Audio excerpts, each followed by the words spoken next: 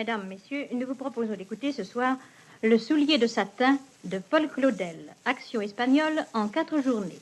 Illustration musicale de Louis Aubert, présentation du révérend Père Roguet, mise en onde d'Henri Vermeil. La première journée vous sera donnée avec le concours de Madeleine Renaud, sociétaire de la Comédie Française, dans le rôle de Donia Musique. F. Francis dans celui de Donia Prouez. Marguerite Maillan sera Donia Isabelle. Simone Bonelli, la négresse. Jean-Louis Barrault, de la Comédie Française, sera Don Rodrigue. Fernand Fabre, Don Camille. Jean Worms, Don Balthazar. Jean Touloute, Don Pélage. Jean Montazel, le roi. Georges Flatteau, le chinois. Jacques Berlioz, l'annoncier. Gaston Séverin, le chancelier. Dominique Bucquard, le père jésuite. Avec Albert Gercourt, Jacques Driana, Jacques Tanne, Paul Morin, Pierre Héral et Paul Bernard dans le rôle de l'ange gardien. Les voix chantées, Jeanne Segondi et Simone Viala, Éric Puech et Charles Mailleux, et l'orchestre sous la direction de Jean Giardino. La radiodiffusion nationale a ce soir et les 3 soirs qui suivent l'honneur de vous présenter cette œuvre grandiose, ce monument de l'art dramatique qu'est Le soulier de satin de Paul Claudel. Il lui a fallu pour cela beaucoup d'audace, car ce drame aux proportions gigantesques, à l'intrigue sublime et touffue, n'a jamais été représenté. Il intimidait les impresarios et les interprètes. Certains prétendent qu'il ne peut que demeurer, comme jadis les pièces de Musset, un spectacle dans un fauteuil, que le lecteur se donne silencieusement à lui-même. Nous avons eu plus de courage, car nous croyons qu'un drame n'existe véritablement que lorsqu'il est joué, et surtout un drame de Paul Claudel, dont la langue est une langue drue, savoureuse, variée, aérée, faite pour être parlée et pour être entendue. Dans l'état actuel du théâtre, la radio seule pouvait aborder la réalisation du soulier de satin. Cela lui créait un devoir auquel elle n'a pas voulu se dérober. Nous avons fait un très gros effort. À vous, auditeurs, de faire un effort à votre tour. Je puis vous assurer que vous en serez récompensés et je vous aiderai de mon mieux par ces présentations qui n'ont d'autre but que de vous guider comme par la main dans les avenues d'un poème vaste comme une forêt et dont il est difficile de saisir du premier coup toutes les intentions et toutes les résonances. Le soulier de satin est, dit Paul Claudel lui-même, un drame total. Ce n'est pas seulement l'intrigue d'un couple, son héros, Don Rodrigue, n'est pas seulement l'homme d'un grand amour, c'est un conquistador de la fin du XVIe siècle, et autour de son aventure foisonnent 1000 thèmes humains, religieux ou poétiques. L'agrandissement de la terre par la découverte d'un nouveau monde, la recréation matérielle et spirituelle de ce monde nouveau par la conquête et l'évangélisation, le travail gigantesque de l'Église qui repousse l'islam et l'hérésie se réforme elle-même. Ce Don Rodrigue, c'est une âme grande et forte, capable de vouloir, capable de réussir des entreprises temporelles magnifiques. Il risque de s'y enliser dans la jouissance et la possession. Il risque donc de perdre Dieu qui n'est accordé qu'aux âmes vides, dépouillées, aux âmes insatisfaites. Son amour impossible pour Donia Prouez, surnommée Donia Merveille, donnera à son âme le désir, la soif, le sentiment de l'absence sans lesquels il n'y a pas d'âme vraiment grande. Tel est le sens principal du drame qui sera exposé dans le monologue fondamental que vous entendrez bientôt, la prière du père jésuite, frère de Don Rodrigue. Le soulier de satin, c'est le drame des destinées incompréhensibles et des détours dont se sert la Providence pour arriver à ses fins en utilisant même les péchés des hommes. Aussi le poète a-t-il voulu que son drame, bien loin d'exhiber l'architecture rectiligne et sèche d'une tragédie classique, se déroula avec 1000 méandres, 1000 surprises, dans une atmosphère, voici d'ailleurs en propres termes ses indications. Dans le fond, la toile la plus négligemment barbouillée ou aucune suffit. Les machinistes feront les quelques aménagements nécessaires sous les yeux même du public pendant que l'action suit son cours. Au besoin, rien n'empêchera les artistes de donner un coup de main. Un bout de corde qui pend, une toile de fond mal tirée, laissant apparaître un mur blanc devant lequel passe et repasse le personnel, sera du meilleur effet. Il faut que tout ait l'air provisoire, en marche, bâclé, incohérent, improvisé dans l'enthousiasme, avec des réussites, si possible, de temps en temps, car même dans le désordre, il faut éviter la monotonie. L'ordre est le plaisir de la raison, mais le désordre est le délice de l'imagination. Je rêve une grande salle chauffée par un spectacle précédent que le public envahit et que remplissent les conversations. Par les portes battantes, on entend le tapage sourd d'un orchestre bien nourri qui fonctionne dans le foyer. Un autre petit orchestre nasillard dans la salle s'amuse à imiter les bruits du public en les conduisant et en leur donnant peu à peu une espèce de rythme et de figure. Apparaît sur le proscénium, devant le rideau baissé, l'annoncier. C'est un solide gaillard barbu et qui a emprunté au plus attendu Velasquez ce feutre à plumes, cette canne sous le bras et ce ceinturon qu'il arrive péniblement à boutonner. C'est l'annoncier qui va frapper les 3 coups avec sa canne.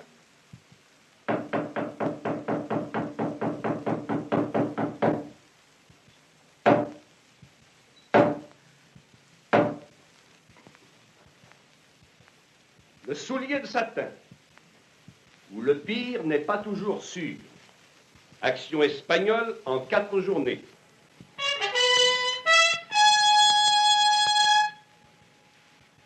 Première journée. La scène de ce drame est le monde, et plus spécialement l'Espagne à la fin du XVIe, à moins que ce ne soit le commencement du XVIIe siècle. L'auteur s'est permis de comprimer les pays et les époques. De même qu'à la distance voulue, plusieurs lignes de montagnes séparées ne font qu'un seul horizon.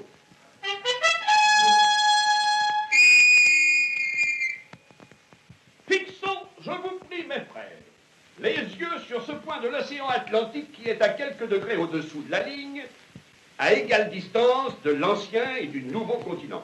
On a parfaitement bien représenté ici l'épave d'un navire dématé qui flotte au gré des courants. Toutes les grandes constellations de l'un et de l'autre hémisphère, la Grande Ourse, la Petite Ourse, Cassiopée, Orion, la Croix du Sud, sont suspendues en bon ordre comme d'énormes girandoles et comme de gigantesques panoplies autour du ciel. Je pourrais les toucher avec ma canne. Autour du ciel. Et ici-bas, un peintre qui voudrait représenter l'œuvre des pirates, des Anglais probablement, sur ce pauvre bâtiment espagnol, le Santiago, aurait précisément l'idée de ce mât avec ses vergues et ses agrès tombés tout au travers du pont, de ces canons culbutés, de ces écoutilles ouvertes, de ces grandes taches de sang et de ces cadavres partout, spécialement de ce groupe de religieuses écroulées l'une sur l'autre. Au tronçon du grand mât est attaché un père jésuite, comme vous voyez, extrêmement grand et maigre. La soutane déchirée laisse voir l'épaule nue. Le voici qui parle comme il suit. Seigneur, je vous remercie de m'avoir ainsi attaché. Mais c'est lui qui va parler. Écoutez bien, ne toussez pas, et essayez de comprendre un peu. C'est ce que vous ne comprendrez pas qui est le plus beau. C'est ce qui est le plus long qui est le plus intéressant. Et c'est ce que vous ne trouverez pas amusant qui est le plus drôle. Au revoir. Seigneur, je vous remercie de m'avoir ainsi attaché. Et parfois il m'est arrivé de trouver vos commandements pénibles et ma volonté en présence de votre règle perplexe, rétive. Mais aujourd'hui, il n'y a pas moyen d'être plus serré à vous que je ne le suis. Et j'ai beau vérifier chacun de mes membres, il n'y en a plus un seul qui de vous soit capable de s'écarter si peu. Et c'est vrai que je suis attaché à la croix, mais la croix où je suis n'est plus attachée à rien. Elle flotte sur la mer libre à ce point où la limite du ciel connu s'efface et qui est à égale distance de ce monde ancien que j'ai quitté et de l'autre nouveau. Tout a expiré autour de moi.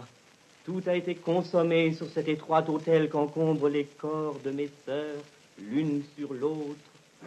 La vendange, sans doute, ne pouvait se faire sans désordre, mais tout, après un peu de mouvement, est rentré dans la grande paix paternelle. Et si je me croyais abandonné, je n'ai qu'à attendre le retour de cette puissance immanquable sous moi, qui me reprend et me remonte avec elle, comme si pour un moment je ne faisais plus qu'un avec le réjouissement de l'abîme. Cette vague, voici bientôt la dernière pour m'emporter. Je me sers de toute cette œuvre invisible que Dieu a faite tout à la fois et à laquelle je suis étroitement amalgamé à l'intérieur de sa sainte volonté, ayant renoncé la mienne, de ce passé dont avec l'avenir est faite une seule étoffe, indéchirable, de cette mer qui a été mise à ma disposition, du souffle que je ressens tour à tour avec sa cessation sur ma face, de ces deux mondes amis, et là-haut dans le ciel de ces grandes constellations incontestables, pour bénir cette terre que mon cœur devinait là-bas, dans la nuit, tant désirée. Que la bénédiction sur elle soit celle d'Abel le pasteur au milieu de ses fleuves et de ses forêts. Que la guerre et la dissension l'épargnent, que l'islam ne souille point ses rives, et cette peste encore pire qu'est l'hérésie. Je me suis donné à Dieu, et maintenant le jour du repos et de la détente est venu, et je puis me confier à ces liens qui m'attachent. On parle d'un sacrifice. Quant à chaque choix à faire, il ne s'agit que de ce mouvement presque imperceptible comme de la main. C'est le mal seul, à dire vrai, qui exige un effort, puisqu'il est contre la réalité. Se disjoindre à ces grandes forces continues qui de toutes parts nous adoptent et nous engagent. Et maintenant, voici la dernière oraison de cette messe que, mêlée déjà à la mort, je célèbre par le moyen de moi-même. Mon Dieu, je vous prie pour mon frère Rodrigue. Mon Dieu, je vous supplie pour mon fils Rodrigue. Je n'ai pas d'autre enfant. Oh, mon Dieu. Et lui sait bien qu'il n'aura pas d'autre frère. Vous le voyez qui d'abord s'était engagé sur mes pas, sous l'étendard qui porte votre monogramme. Et maintenant, sans doute parce qu'il a quitté votre noviciat, il se figure qu'il vous tourne le dos. Son affaire, à ce qu'il imagine, n'étant pas d'attendre, mais de conquérir et de posséder ce qu'il peut, comme s'il n'y avait rien qui ne vous appartint, et comme s'il pouvait être ailleurs que là où vous êtes. Mais, Seigneur, il n'est pas si facile de vous échapper. Et s'il ne va pas à vous par ce qu'il a de clair, qu'il y aille par ce qu'il a d'obscur, et par ce qu'il a de direct, qu'il y aille par ce qu'il a d'indirect, et par ce qu'il a de simple, qu'il y aille par ce qu'il a en lui de nombreux et de laborieux et d'entremêlés. Et s'il désire le mal, que ce soit un tel mal qu'il ne soit compatible qu'avec le bien, et s'il désire le désordre, un tel désordre qu'il implique l'ébranlement et la fissure de ces murailles autour de lui qui lui barraient le salut. Je dis à lui et à cette multitude avec lui qu'il implique obscurément, car il est de ceux-là qui ne peuvent se sauver qu'en sauvant toute cette masse qui prend leur forme derrière eux. Et déjà vous lui avez appris le désir, mais il ne se doute pas encore ce que c'est que d'être désiré. Apprenez-lui que vous n'êtes pas le seul à pouvoir être absent. Liez-le par le poids de cet autre être sans lui si beau qu'il appelle à travers l'intervalle. Faites de lui un homme blessé parce qu'une fois en cette vie, il a vu la figure d'un ange. Remplissez ses amants d'un tel désir qu'il implique à l'exclusion de leur présence dans le hasard journalier l'intégrité primitive et leur absence même telle que Dieu les a conçus autrefois dans un rapport inextinguible. Et ce qu'il essayera de dire misérablement sur la terre, je suis là pour le traduire dans le ciel. La façade d'une maison noble en Espagne, première heure de la matinée, un jardin rempli d'orangers.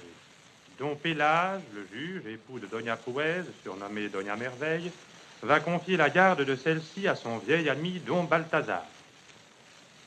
Don Balthazar, il y a deux chemins qui partent de cette maison, et l'un, si le regard pouvait l'auner d'un seul coup, à travers maintes villes et villages, montant, redescendant, comme les chevaux en désordre sur les chevalets d'un cordier, tire d'ici directement à la mer, non loin d'une certaine hôtellerie que je connais, parmi de gros arbres cachés. C'est par là qu'un cavalier en armes escorte Doña Prouez. Oui, je veux que par lui, Doña Prouez soit enlevée à mes yeux. Cependant que par un autre chemin, entre les genêts tournoyant et montant parmi les rochers parsemés, j'accéderai à l'appel que cette tache blanche là-haut m'adresse, cette lettre de la veuve dans la montagne, cette lettre de ma cousine dans ma main. Et merveille, pour madame, il n'y a pas autre chose à faire que bien regarder la ligne de la mer vers l'est, en attendant que ces voiles nous paraissent qui doivent nous ramener, elle et moi, en notre gouvernement d'Afrique. Et quoi, Seigneur, sitôt déjà partir? Cette maison de votre enfance, apprête-t-on de moi sur un sol barbare? Quoi, de nouveau la quitter? Il est vrai, c'est le seul endroit au monde où je me sens compris et accepté. C'est ici où je cherchais refuge en silence du temps où j'étais le terrible juge de Sa Majesté, extirpateur des brigands et de la rébellion. On n'aime pas un juge, mais moi j'ai appris tout de suite qu'il n'y avait pas de plus grande charité que de tuer les êtres malfaisants. Que de journées j'ai passées ici, n'ayant pour compagnie du matin jusqu'au soir que mon vieux jardinier, ces orangers que j'arrosais moi-même, et cette petite chèvre qui n'avait pas peur de moi. Oui, elle me donnait par jeu des coups de tête et venait manger des feuilles de vigne dans ma main. Maintenant, voici cette Donia Merveille qui est plus pour vous que la petite chèvre. Prenez-en soin, don Balthazar, en ce voyage difficile. Je la remets à votre honneur. Quoi, c'est à moi que vous voulez confier Donia Prouès? Pourquoi non? Ne m'avez-vous pas dit vous-même que vos devoirs vous appellent en Catalogne? Votre chemin n'en sera pas fort allongé. Je vous prie de m'excuser. N'est-il point d'autres cavaliers à qui remettre ce soin? Point d'autres. Don Camille, par exemple, votre cousin et lieutenant là-bas, qui va partir tout à l'heure. Il partira seul. Et ne pouvez-vous laisser Donia Prouès à vous attendre ici? Je n'aurai pas le temps de revenir. Quel devoir impérieux vous appelle? Ma cousine, Doña Viriana, qui se meurt, et aucun homme auprès d'elle, point d'argent dans l'humble et altière demeure, à peine de pain. Plus ses filles à marier, dont l'aînée ne s'éloigne de 20 ans que peu. N'est-ce point celle-là que nous appelions Donia Musique? Oui. J'ai résisté là-bas autant que je faisais d'élever pour les Flandres, à cause de cette guitare qu'elle ne quittait pas et dont elle ne jouait jamais, et de ces grands yeux croyants ouverts sur vous et prêts à absorber toutes les merveilles, et de ces dons comme des amandes fraîches qui mordaient la lèvre écarlate, et de son rire. Pourquoi ne l'avez-vous pas épousée? Je suis plus gueux qu'un vieux loup. Et tout l'argent que tu gagnes passe à ton frère, le chef de la maison, là-bas, en Flandre. Il n'y en a pas de meilleur entre l'Escaut et la Meuse. Je me charge de musique. Et toi, je te confie, Prouès. Comme vous-même, Seigneur, oui, malgré mon âge, je me sens plutôt fait pour être l'époux d'une jolie femme que son protecteur. Ni elle, ni vous, noble ami, j'en suis sûr, n'avez à redouter ces quelques jours de compagnie. Et d'ailleurs, vous trouverez toujours la servante de ma femme avec elle, car, à la noire Barbara, un péché n'est pas mieux défendu qui pousse tout au travers d'un figuier de barbarie. Puis votre attente ne sera pas longue, en peu de temps, j'aurai mis ordre à tout. Et marier les 6 filles. Déjà, pour chacune d'elles, j'ai choisi 2 maris, et le commandement est parti qui convoque mes galants, qui oseraient résister à Pélage, le terrible juge. Elles n'auront qu'à choisir, ou autrement, j'ai choisi pour elles, moi, le cloître qui les attend. La Ragonnet n'est pas plus sûre de son affaire qui arrive sur la place du marché avec 6 cavales neuves. Elles sont là, toutes ensemble, tranquilles, à l'ombre d'un grand châtaignier. Et ne voient pas l'acheteur qui passe de l'une à l'autre avec tendresse et connaissance, cachant le mort derrière son dos. Adieu, musique. Et pendant qu'il me reste un peu de temps, je vais achever de vous expliquer la situation sur la côte d'Afrique. Le sultan voulait. Une autre partie du même jardin, midi. La longue muraille d'une espèce de charmille, obscurité résultant de l'ombre d'arbres compacts. Par quelques interstices passent cependant des rayons de soleil qui font des taches ardentes sur le sol. Du côté invisible de la charmille, et ne laissant paraître à travers les feuilles que des éclairs de sa robe rouge, Donia Prouès. Elle parle à travers la charmille avec Don Camille. Ce Don Camille est un personnage bien inquiétant, presque diabolique, qui va jouer auprès de Donia Prouès le rôle de tentateur. Mais la tentation, si elle incline au péché, est parfois aussi épreuve et purification. Je suis reconnaissant à votre seigneurie de m'avoir permis de lui dire adieu. Je ne vous ai rien permis. Et Dom Pélage ne m'a rien défendu. Cette charmille entre nous prouve que vous ne voulez pas me voir. N'est-ce pas assez que je vous entende? Où je suis, je n'importunerai plus souvent monsieur le capitaine général. Vous retournez là-bas à Mogador. C'est le bon côté du pays. Loin de Ceuta et de ses bureaux, loin de cette grosse peinture bleue où la rame des galions en blanc écrit incessamment le nom du roi d'Espagne. Ce que j'apprécie le plus, c'est cette barre de 40 pieds qui me coûte une barcasse ou deux de temps en temps et qui ennuie un peu les visiteurs. Mais comme on dit, ceux qui viennent me voir me font honneur, ceux qui ne viennent pas me voir me font plaisir. Ça vous sépare aussi de tout renfort et ravitaillement. J'essaye de m'en passer. Heureusement que le Maroc en ce moment est partagé en 3 ou 4 sultans ou prophètes qui se font la guerre. C'est vrai? C'est vrai. C'est ma petite chance. Et personne mieux que vous, n'est-ce pas, pour en profiter? Oui, je parle toutes les langues. Mais je sais ce que vous pensez. Vous pensez à ce voyage de 2 ans que j'ai fait à l'intérieur du pays, déguisé en marchand juif. Beaucoup de gens disent que cela n'est pas le fait d'un gentilhomme ni d'un chrétien. Je ne l'ai pas pensé. Personne n'a jamais pensé que vous fussiez un renégat. Vous le voyez par ce poste d'honneur que le roi vous a remis. Oui, un poste d'honneur comme un chien sur une barrique au milieu de l'océan. Mais je n'en veux point d'autre. Et beaucoup de gens aussi disent qu'il y a du mort dans mon cas, à cause de ce teint un peu sombre. Je ne l'ai pas pensé. Je sais que vous êtes de fort bonne famille. Va pour le mort! Tout bon gentilhomme sait qu'il n'y a qu'à taper dessus comme à la quintaine. Théoriquement, car en fait, nous nous y frottons le moins possible. Vous savez que je pense comme vous. Moi aussi, j'aime ces traces dangereuses. Est-ce que je les aime? Non, mais je n'aime pas l'Espagne. Qu'entends-je donc, Camille? Il y a des gens qui trouvent leur place toute faite en naissant. Serrés et encastrés comme un grain de maïs dans la quenouille compacte. La religion, la famille, la patrie. Est-ce que vous êtes dégagé de tout cela? N'est-ce pas? Vous aimeriez que je vous rassure. C'est comme ma mère qui voulait que je lui dise constamment les choses qu'elle pensait elle-même. Ce sourire câlin pour toute réponse, comme elle me le reprochait. Ah, ces autres fils et filles. Je dois dire qu'elle n'y pensait guère. Elle n'avait que mon nom sur les lèvres en mourant. Et cet enfant prodigue, pour passer à un autre sujet, un très mauvais sujet. Est-ce que vous croyez que c'est vrai qu'il mangeait son bien avec les gloutons et les prostituées? Oh, il s'était mis dans des affaires autrement passionnantes, des spéculations à faire frire les cheveux sur la tête avec les Carthaginois et les Arabes. C'est le nom même qui était compromis, vous sentez? Et croyez-vous que le père pensait à autre chose que ce fils chéri tout le long des jours? On ne lui en laissait guère le moyen. Qu'entendez-vous par ce sourire câlin? Comme si nous étions d'accord en dessous. Comme si tout cela était de complicité avec elle, un petit clin d'œil comme ça. C'est cela qui la mettait hors d'elle-même. Pauvre maman. Et cependant, qui diable m'a fait, je vous prie, si ce n'est elle? Je ne suis pas chargée de vous refaire. Qu'en savez-vous? Mais c'est peut-être moi qui suis chargé de vous défaire. Ce sera difficile, Don Camille. Ce sera difficile. Et cependant, vous êtes déjà là qui m'écoutez, malgré la défense de votre mari, à travers ce mur de feuilles. J'aperçois votre petite oreille. Je sais que vous avez besoin de moi. Vous entendez que je vous aime. J'ai dit ce que j'ai dit. Et je ne vous fais point trop horreur. Oh, à cela, vous ne pouvez réussir ainsi tout de suite. Dites, personne qui m'écoutait invisible et qui cheminait dans le même pas avec moi de l'autre côté de ce branchage, ce n'est pas 30 ans ce que je vous offre. D'autres, à la femme qu'ils aiment, montrent des perles, des châteaux, que sais-je, des forêts, s'enferment, une flotte sur la mer, des mines, un royaume, une vie paisible et honorée, une coupe de vin à boire ensemble. Mais moi, ce n'est rien de tout cela que je vous propose. Attends! Je sais que je vais toucher la fibre la plus secrète de ton cœur, mais une chose si précieuse que pour l'atteindre avec moi, rien ne coûte. Et vous vous ennuierez de vos biens, famille, patrie, votre nom et de votre honneur même. Oui, que faisons-nous ici? Partons, merveille. Et quelle est cette chose si précieuse que vous m'offrez? Une place avec moi où il n'y a absolument plus rien. Nada, rac. Et c'est ça que vous voulez me donner? N'est-ce rien que ce rien qui vous délivre de tout? Mais moi, j'aime la vie, Seigneur Camille. J'aime le monde, j'aime l'Espagne. J'aime ce ciel bleu, j'aime le beau soleil. J'aime ce sort que Dieu m'a fait. J'aime tout cela aussi, l'Espagne est belle. Grand Dieu que ce serait bon si on pouvait la quitter une bonne fois et pour jamais. N'est-ce pas ce que vous avez fait? On revient toujours. Mais est-ce qu'il existe, ce lieu où il n'y a absolument plus rien? Il existe, Poël. Quel est-il? Un lieu où il n'y a plus rien.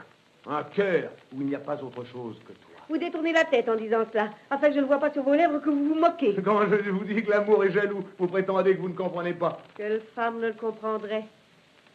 Celle qui aime. Les poètes ne disent-ils pas qu'elle gémit de n'être pas toute chose pour l'être qu'elle a choisi? Il faut qu'il n'ait plus besoin que d'elle seule. C'est la mort et le désert qu'elle apporte avec elle. Ah, ce n'est pas la mort, mais la vie que je voudrais apporter à celui que j'aime. La vie, fût-ce au prix de la mienne. Mais n'êtes-vous pas vous-même plus que ces royaumes à posséder, plus que cette Amérique à faire sortir de la mer? Je suis plus. Et qu'est-ce qu'une Amérique a créé auprès d'une âme qui s'engloutit? Faut-il donner mon âme pour sauver la vôtre? Il n'y a pas d'autre moyen. Si je vous aimais, ça me serait facile. Si vous ne m'aimez pas, aimez mon infortune. Quelle infortune si grande. Empêchez-moi d'être seul. Mais n'est-ce pas cela à quoi vous n'avez cessé de travailler? Quel est l'ami que vous n'ayez découragé, le lien que vous n'ayez rompu? le devoir que vous n'ayez accueilli avec ce sourire dont vous me parliez tout à l'heure. Si je suis vide de tout, c'est afin de mieux vous attendre. Dieu seul remplit. Et qui sait ce Dieu? Si seul vous n'étiez pas capable de me l'apporter. Je ne vous aime pas. Et moi, je vais être si malheureux et si criminel. Oui, je vais faire de telles choses, Doña Prouez, que je vous forcerai bien de venir à moi, vous, et ce Dieu que vous gardez si jalousement pour vous, comme s'il était venu pour les justes. Ne blasphémez pas. C'est vous qui me parlez de Dieu, je n'aime pas ce sujet. Et croyez-vous que ce soit le fils prodigue qui ait demandé pardon? Mais l'Évangile le dit. Moi, je tiens que c'est le père. Oui, pendant qu'il lavait les pieds blessés de cet explorateur. Vous reviendrez aussi. Alors, je ne veux pas de musique ce jour-là, pas d'invité ni de veau gras, pas de cette pompe publique. Je veux qu'il soit aveugle, comme Jacob, pour qu'il ne me voie pas. Vous vous rappelez cette scène, quand Joseph fait sortir tous ses frères afin qu'il soit seul avec Israël? Nul ne sait ce qui s'est passé entre eux à ce moment. Il y en a pour jusqu'à la fin du monde, de quoi remplir 5 minutes d'agonie. Don Camille, est-ce donc si difficile que d'être tout simplement un honnête homme, un fidèle chrétien, un fidèle soldat, un fidèle serviteur de Sa Majesté et un très fidèle époux de la femme qui vous aura trouvé? Tout cela est trop encombrant et lent et compliqué. Ah, les autres éternellement sur nous, j'étouffe. Ah, n'en avoir jamais fini de cette prison compacte et de toute cette pile de corps mous. Tout cela qui nous empêche de suivre notre appel. Quel est donc cet appel irrésistible? Dites-moi que vous ne l'avez pas ressenti vous-même. Les moucherons ne sont pas plus faits pour résister à cette extase de la lumière quand elle pompe la nuit que les cœurs humains à cet appel du feu capable de les consumer. L'appel de l'Afrique. La terre ne serait point ce qu'elle est si elle n'avait ce carreau de feu sur le ventre, ce cancer rongeur, ce rayon qui lui dévore le foie, ce trépied attisé par le souffle des océans, cet antre fumant, ce fourneau où vient se dégraisser l'ordure de toute la respiration animale. Nous ne sommes pas toutes choses entre nos quatre murs. Vous avez beau tout fermer, vous avez beau vous arranger entre vous, vous ne pouvez pas exclure cette plus grande part de l'humanité dont vous avez convenu de vous passer et pour laquelle le Christ aussi cependant est mort. Ce souffle sur vous qui fait frémir vos feuillages et battre vos jalousies, c'est l'Afrique qui l'appelle, en proie à son éternel supplice. D'autres explorent la mer, et moi, pourquoi ne m'enfoncerais-je pas aussi loin qu'il est possible d'aller vers cette autre frontière de l'Espagne, le feu? Les capitaines que le roi envoie vers ces Indes nouvelles ne travaillent pas pour eux, mais pour leur maître. Je n'ai pas besoin de penser tout le temps au roi d'Espagne. N'est-il pas là partout où il y a un de ses sujets? Tant mieux pour lui que je pénètre où son nom ne peut passer. Moi, ce n'est pas un monde nouveau qu'on m'a donné pour le pétrir à ma fantaisie. C'est un livre vivant que j'ai à étudier. Et le commandement que je désire ne s'acquiert que par la science. Un Alcoran dont les lignes sont faites de ce rang de palmiers là-bas, de ces villes nacrées sur le bord de l'horizon, comme un titre. Et les lettres de ces foules dans l'ombre des rues étroites, aux yeux de braise, de ces formes qui ne peuvent sortir une main sans qu'elles deviennent de l'or. Comme les Hollandais vivent de la mer, ainsi ces peuples à la frontière même de l'humanité, non parce que la terre cesse, mais parce que le feu commence de l'exploitation de ces rives au-delà du lac ardent. C'est là que je me taillerai un domaine pour moi, une insolente petite place pour moi, seul, entre les deux mondes. Pour vous seul? Pour moi seul. Une petite place que j'y sois plus perdu qu'une pièce d'or dans une cassette oubliée. Telle que nul autre que vous jamais est capable de venir m'y rechercher. Je ne viendrai pas vous rechercher. Je vous donne rendez-vous. Une rue dans une ville d'Espagne, une haute fenêtre garnie de barreaux de fer. Derrière les barreaux, Doña Isabelle. Elle parle à son amant, Don Luis, qui est debout dans la rue. Je jure de ne pas être la femme d'un autre que votre seigneurie. Demain, mon frère, ce cruel tyran, m'arrache à Ségovie. Je suis une des filles d'honneur qui accompagne Notre-Dame quand elle s'en va à la porte de Castille recevoir l'hommage de Santiago. Armez-vous, emmenez quelques compagnons courageux. Il vous sera facile dans quelques défilés de montagne de m'enlever à la faveur de la nuit et de la forêt. Ma main. Elle lui donne sa main à baiser. Et nous revenons devant la maison de Don Pélage. Toute une caravane prête à partir, mules, bagages, armes, chevaux sellés, etc. Don Balthazar, le chef de l'expédition, fait ses recommandations à Doña Prouez. Madame, puisqu'il a plu à votre époux, par une inspiration subite, de me confier le commandement de votre seigneurie hautement respectée, il m'a paru nécessaire, avant de partir, de vous donner communication des clauses qui doivent régler notre entretien. Je vous écoute avec soumission. Je voudrais être encore à la retraite de Breda. Oui, plutôt que le commandement d'une jolie femme, je préfère celui d'une troupe débandée de mercenaires sans pain que l'on conduit à travers un pays de petits bois vers un horizon de potence. Ne vous désolez pas, Seigneur. Et donnez-moi ce papier que je vois tout près, dans votre main. Lisez-le, je vous prie, et veuillez y mettre votre sein, à la marque que j'ai faite. Oui, je me suis senti tout soulagé depuis que j'ai couché ainsi mes ordres sur ce papier.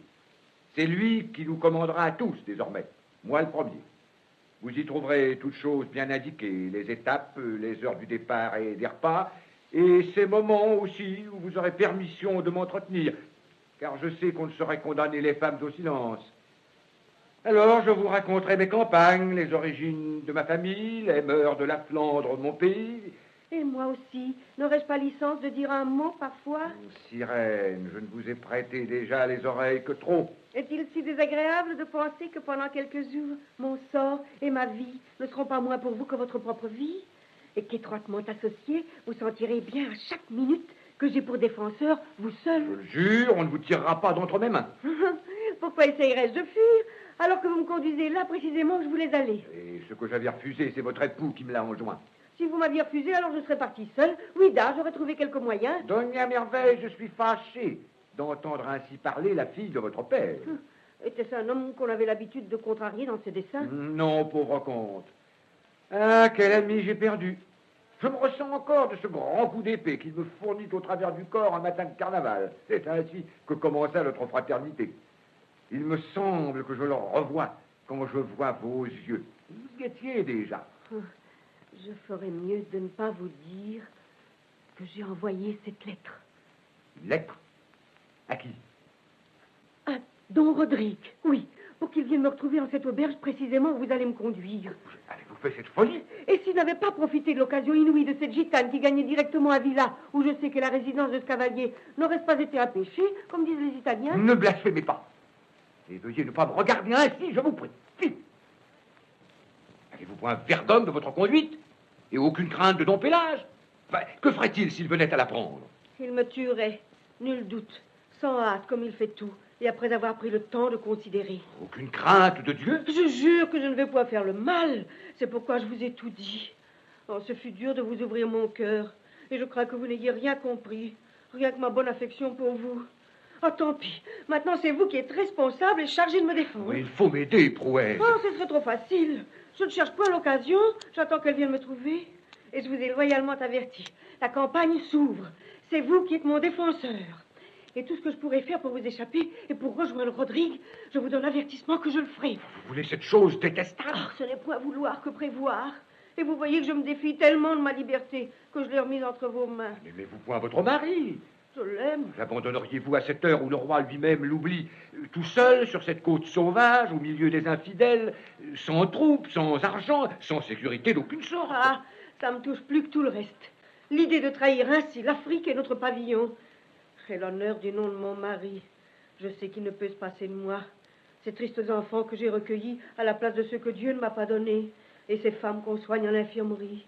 Ces partisans, rares et pauvres, qui se sont donnés à nous. Abandonner tout cela, je peux dire que cela me fait horreur. Et qu'est-ce donc qui vous appelle ainsi vers ce cavalier? Sa voix. Vous ne l'avez connu que peu de jours. Sa voix. Je ne cesse de l'entendre. Et que vous dit-elle donc? Ah, si vous voulez m'empêcher d'aller à lui, alors du moins, liez-moi. Ne me laissez pas cette cruelle liberté. Mettez-moi dans un cachot profond derrière des barres de fer. Mais quel cachot serait capable de me retenir quand celui-ci même de mon corps menace de se déchirer? Hélas, il n'est que trop solide. Et quand mon maître m'appelle, il ne suffit que trop à retenir cette âme contre tout droit qui est à lui. Mon âme qui l'appelle et qui lui appartient. L'âme et le corps aussi. Mais que parlez-vous de ce corps quand celui qui est mon ennemi et qui m'empêche de voler d'un trait jusqu'à Rodrigue? Ce corps aux yeux de Rodrigue n'est-il que votre prison? Ah, c'est une dépouille que l'on jette aux pieds de celui qu'on aime. Vous le lui donneriez donc si vous le pouviez. Qu'ai-je à moi qu'il lui appartienne? Je lui donnerais le monde entier si je le pouvais. Partez, rejoignez-le. Seigneur, je vous ai déjà dit que je me suis placée non plus en ma propre garde, mais en la vôtre. C'est Don Pélage seul qui est votre gardien. Parlez, dites-lui tout. Ah, pourquoi vous ai-je donné si vite ma parole? Quoi? La confiance que j'ai mise en vous, n'en êtes-vous pas touché? Ne me forcez pas à avouer qu'il y a des choses que je ne pouvais dire qu'à vous seul. Ah, après tout, je ne fais qu'obéir à Don Pélage. Ah, que vous allez bien me garder et que je vous aime. Je n'ai plus rien à faire. On peut s'en remettre à vous. Et déjà, je concerte dans mon esprit 1000 ruses pour vous échapper. Il y aura un autre gardien qui m'aidera et auquel vous n'échapperez pas si aisément. Lequel, Seigneur? L'ange que Dieu a placé près de vous, dès ce jour que vous étiez un petit enfant innocent. Un ange contre les démons. Et pour me défendre contre les hommes, il me faut une tour, comme mon ami Balthazar. La tour et l'épée, cheminant d'un seul morceau. Et cette belle barbe dorée qui montre de loin où vous êtes. Vous êtes restée française. Comme vous êtes resté flamand. N'est-ce pas joli, mon petit accent Franche-Comté? Ce n'est pas vrai, mais tous ces gens avaient bien besoin de nous pour apprendre à être espagnols. Ils savent si peu s'y prendre. Comment votre mari a-t-il pu vous épouser, lui, vieux déjà, et vous si jeune? Je m'arrangeais sans doute avec les parties de sa nature les plus sévèrement maintenues, les plus secrètement choyées. De sorte que quand j'accompagnais mon père à Madrid, où les affaires de sa province l'appelaient, l'accord ne fut pas long à établir entre ces deux hauts seigneurs. Que j'aimasse Don Pélage aussitôt qu'on me l'aurait présenté par-dessus toute chose et pour tous les jours de ma vie, comme cela est légal et obligatoire entre mari et femme. Lui, du moins, vous ne pouvez pas douter qu'il ne remplisse pas envers vous sa part. S'il m'aime, je n'étais pas sourde pour que je l'entende me le dire. Mais oui, si bas qu'il me l'aurait avoué, un seul mot, j'avais l'oreille assez fine pour le comprendre. Je n'étais pas sourde pour entendre ce mot auquel mon cœur était attentif. Bien des fois, j'ai cru le saisir dans ses yeux, dont le regard changeait dès que le mien voulait y pénétrer. J'interprétais cette main qui se posait une seconde sur la mienne. Hélas, je sais que je ne lui sers de rien. Ce que je fais, jamais je ne suis sûre qu'il l'approuve. Je n'ai même pas été capable de lui donner un fils. Ou peut-être, ce qu'il éprouve pour moi, j'essaie parfois de le croire. Ces choses tellement sacrées, peut-être, qu'il faut la laisser s'exhaler seule. Il ne faut pas la déranger avec les paroles qu'on y mettrait. Oui, il m'a fait entendre quelque chose de ce genre une fois, à sa manière étrange et détournée. Ou peut-être est-il si fier que pour que je l'aime, il dédaigne de faire appel à autre chose que la vérité. Je le vois si peu souvent et je suis si intimidée avec lui. Et cependant, longtemps, je n'imaginais pas que je pouvais être ailleurs qu'à son ombre. Et vous voyez que c'est lui-même aujourd'hui qui me congédie, et non pas moi qui ai voulu le quitter. Presque tout le jour, il me laisse seule. Et c'est bien lui, cette maison déserte et sombre ici, si pauvre, si fière, avec ce tuant soleil au dehors, et cette odeur délicieuse qui l'a rempli. Oui, on dirait que c'est sa mère qui l'a laissé ainsi, dans un ordre sévère, et qui vient de partir à l'instant. Une grande dame, infiniment noble, et qu'on oserait à peine regarder. Sa mère est morte en lui donnant la vie. Ou peut-être, c'est de celle-ci que je parle. Doña Prouez montre la statue au-dessus de la porte. Don Balthazar ôte gravement son chapeau. Tous deux regardent la statue de la Vierge en silence. Don Balthazar, voudriez-vous me rendre le service de tenir cette mule? Don Balthazar tient la tête de la mule. Prouez monte debout sur la selle et se déchaussant, elle met son soulier de satin entre les mains de la Vierge. Vierge, patronne et mère de cette maison, répondante et protectrice de cet homme qui est mon mari, dont le cœur vous est pénétrable plus qu'à moi, et compagne de sa longue solitude, si ce n'est pas pour moi, que ce soit à cause de lui, puisque ce lien entre lui et moi n'a pas été mon fait, mais votre volonté intervenante. Empêchez que je sois dans cette maison dont vous gardez la porte, Auguste Tourière, une cause de corruption, que je manque à ce nom que vous m'avez donné à porter, et que je cesse d'être honorable aux yeux de ceux qui m'aiment. Je ne puis dire que je comprends cet homme que vous m'avez choisi, mais vous, je comprends, qui êtes sa mère comme la mienne.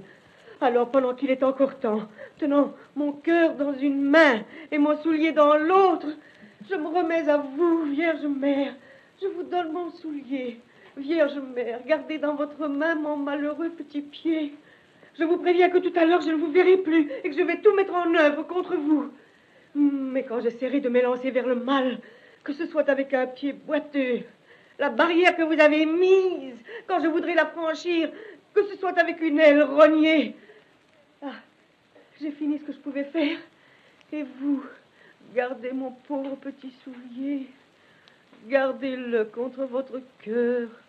Oh, grande maman effrayante. La cour du roi d'Espagne dans la grande salle du palais de Bélem qui domine l'estuaire du Tage. La scène que voici introduira un des grands thèmes de l'œuvre, le thème de l'Amérique, de cette Amérique qui tiendra Don Rodrigue séparé de Doña Prouez. Écoutez donc le roi d'Espagne qui parle à son chancelier. Seigneur chancelier, vous qui avez le poil blanc, alors que le mien ne fait encore que grisonner, ne dit-on pas que la jeunesse est le temps des illusions, alors que la vieillesse peu à peu entre dans la réalité des choses telles qu'elles sont? Une réalité fort triste, un petit monde décoloré qui va se rétrécissant. C'est ce que les anciens, moi-même, m'ont toujours instruit à répéter. Ils disent que le monde est triste pour qui voit clair. Je ne puis le nier contre tous.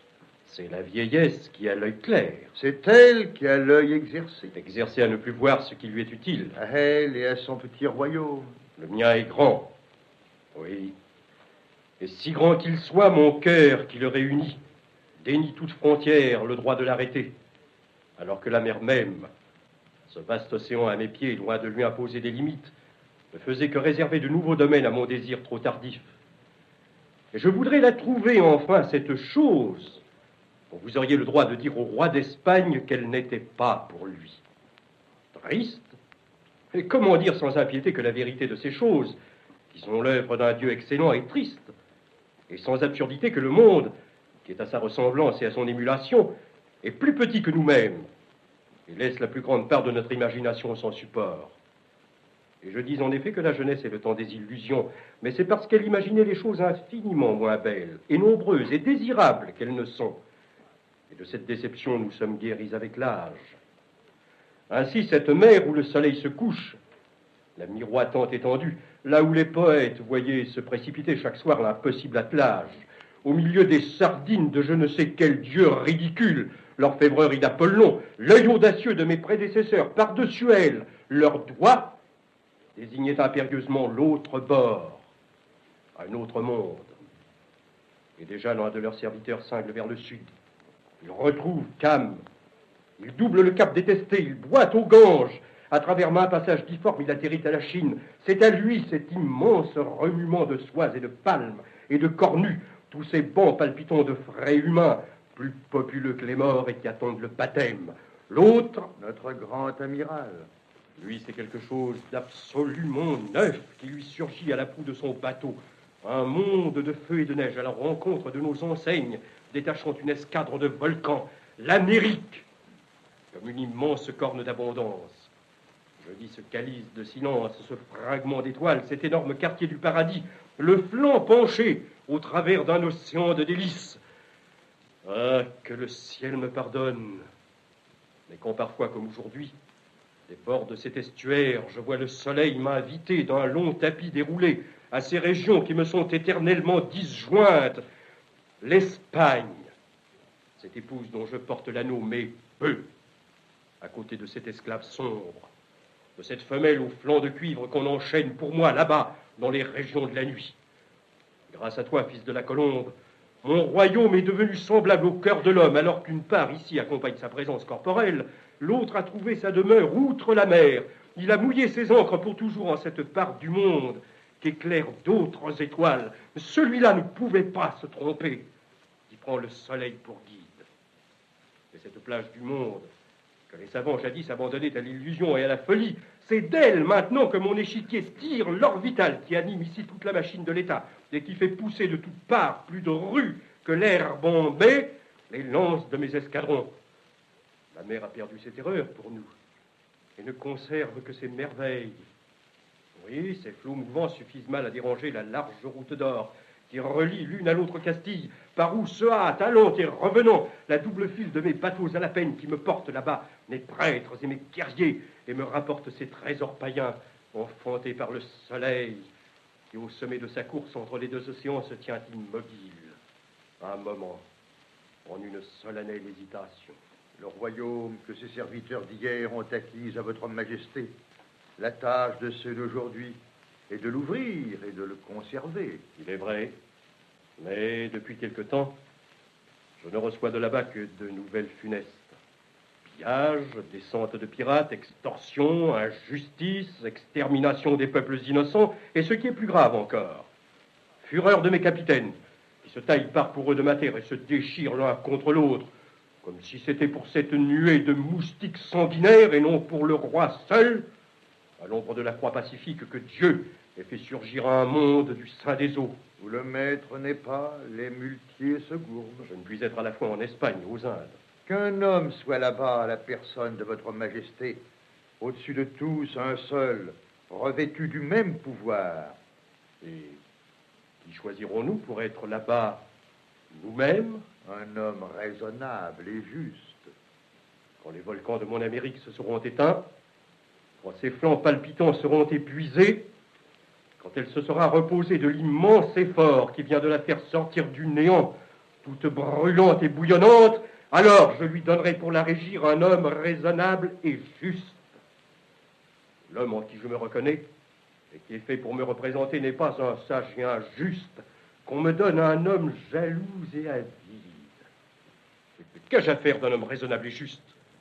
Est-ce pour lui que je m'arracherai cette Amérique et ces Indes prodigieuses dans le soleil couchant, s'il ne l'aime de cet amour injuste et jaloux?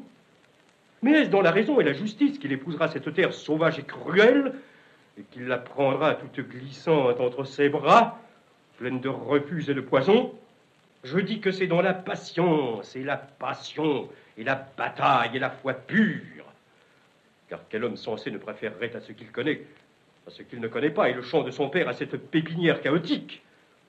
Et celui que je veux, quand il a passé ce seuil que nul homme avant lui n'a traversé, d'un seul éclair, il a su que c'était lui, et toute cette sierra bleue, il y a longtemps qu'elle se dressait à l'horizon de son âme. Il n'y a rien dans cette carte sous ses pieds qui se déploie qu'il ne reconnaisse, et que d'avance, je ne lui ai donné par écrit. Pour lui, le voyage n'a pas de longueur, et le désert, point d'ennui. Il est déjà tout peuplé des villes qu'il y établira, et la guerre, point de hasard, et la politique est simple. Il est seulement surpris de toutes ces résistances frivoles.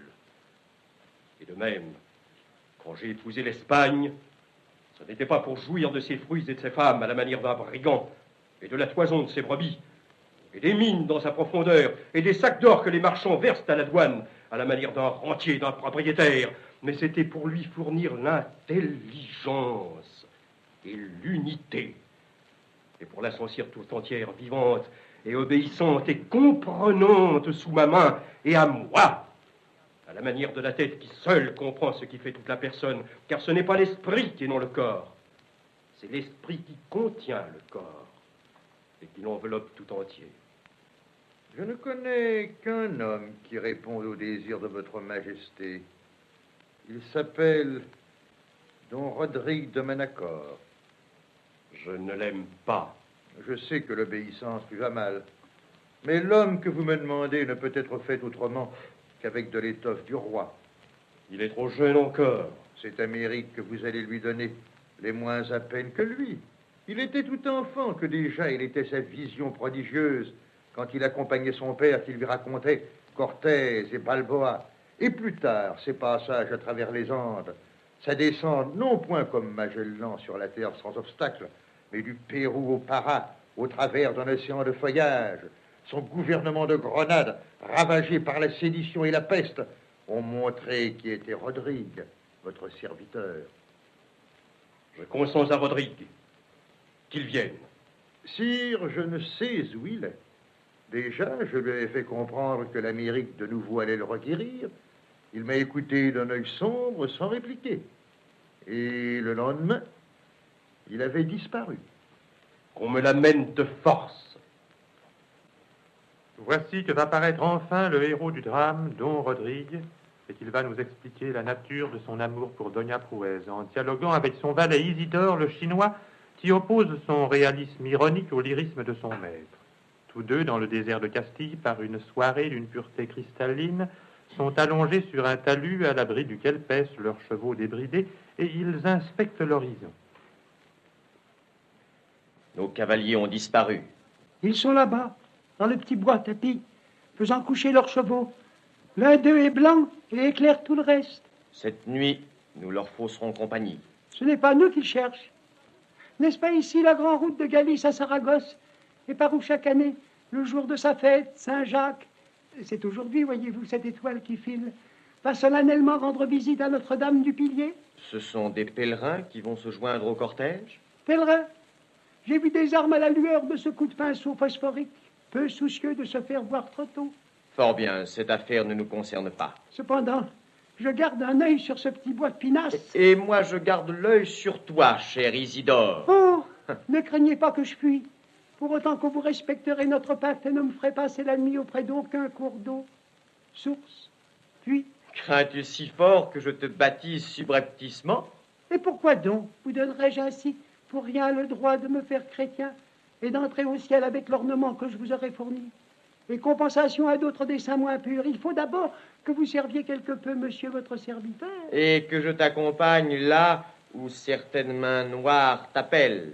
Tout près, une main blanche vous fait signe. Ce n'est rien de vil que je veux. Appelez-vous de l'or une chose vile? C'est une âme en peine que je secoue. Et moi, la mienne qui est captive. Captive au fond d'une bourse. Tout ce qui est à moi, c'est moi. Te plains-tu que je te veuille aider? Monsieur mon maître, fais humblement votre seigneurie accepter que je n'ai pas confiance en votre seigneurie. Oui, j'aimerais beaucoup être en d'autres mains que les vôtres. Pourquoi m'y suis-je mis? C'est moi qui me suis mis dans les tiennes. Nous nous sommes pris l'un par l'autre et il n'y a plus moyen de nous dépêtrer. Ah, j'ai eu tort de vous faire cette promesse à la hâte dans le transport de mon tempérament. Au fond, qu'est-ce que cette eau que vous voulez me verser sur la tête? Et pourquoi y tenez-vous tellement? Qu'est-ce que vous y gagnez? Qui m'assure que les choses sont comme vous dites? Et quant à ce changement spirituel dont vous parlez, croyez-vous que ce soit agréable? Qui aimerait qu'on lui change ses rognons de place? Mon âme est bien comme elle est. Et je n'aime pas beaucoup que les autres y regardent et me la tripotent à leur idée. Si tu renies ta parole, c'est mauvais. Elle se vengera sur toi. Alors, c'est dit. Je renonce à cet or là-bas. Et vous, renoncez à cette idole bien colorée. Tu t'égares, Isidore. Je répète que seul me presse le secours que je dois à cette âme en danger. Et vous ne voulez pas que j'ai peur que j'entends un homme parler de cette façon? Mais qu'est-ce que c'est que cette femme que vous aimez? Au dehors, cette bouche peinte comme avec un pinceau, ses yeux plus beaux que s'ils étaient des boules de verre, ses membres exactement cousus et ajustés. Mais au-dedans, c'est le chagrin des démons, le verre, le feu, le vampire attaché à votre substance, la matière de l'homme qui lui est entièrement soutirée. Et il ne reste plus qu'une forme frisée et détendue comme un corpuscule de cri-cri. Horreur!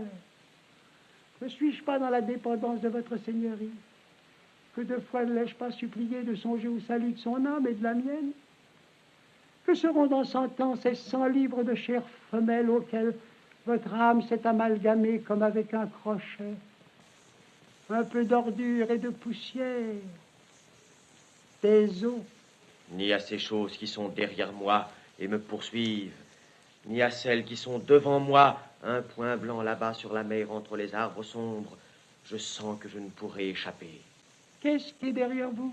Le galop de ces chevaux qui me poursuivent, le commandement du roi sur son trône, qui m'a choisi entre tous les hommes pour me donner la moitié du monde, celle-là qui, depuis l'éternité, était inconnue de tous, jusqu'à moi, ensevelie comme un enfant dans ses langes.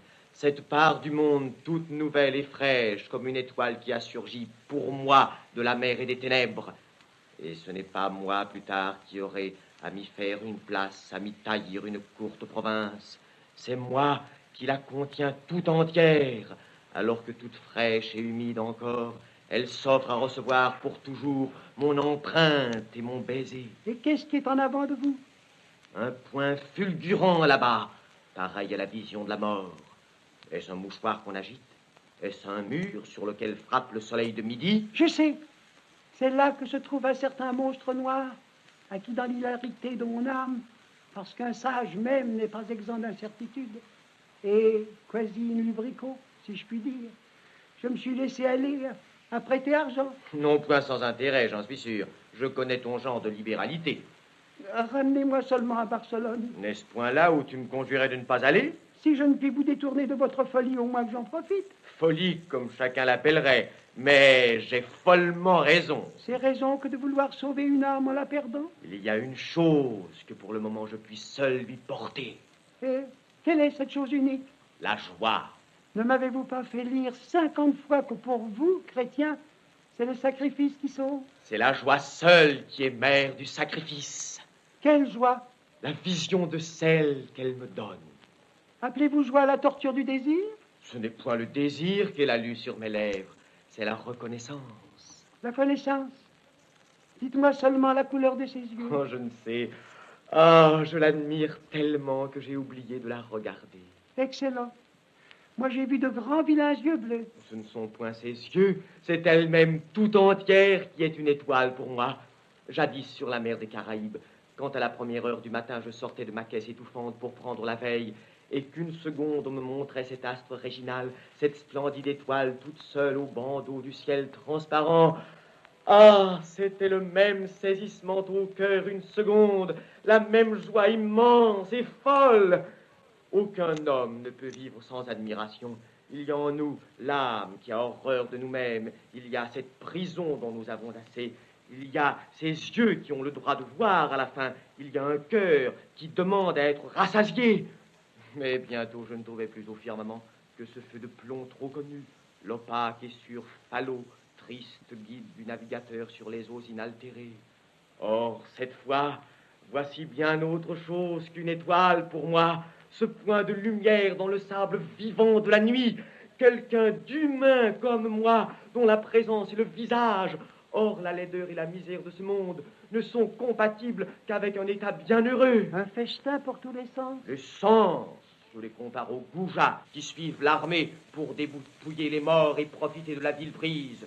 Je n'accepterai point si facilement cette rançon payée par le corps pour l'âme qui s'est dérobée, et qu'il y ait une chose en elle dont je cesse d'avoir besoin, mais je dis mal. Je ne calomnierai pas ces sens que Dieu a faits. Ce ne sont point de vils acolytes, ce sont nos serviteurs qui parcourent le monde tout entier jusqu'à ce qu'ils aient trouvé enfin la beauté, cette figure devant laquelle nous sommes si contents de disparaître. Tout ce que nous lui demandons est que nous n'ayons plus pour toujours qu'à ouvrir les yeux pour la retrouver. Pas autre chose, vraiment. Ce n'était pas la peine de nous déranger.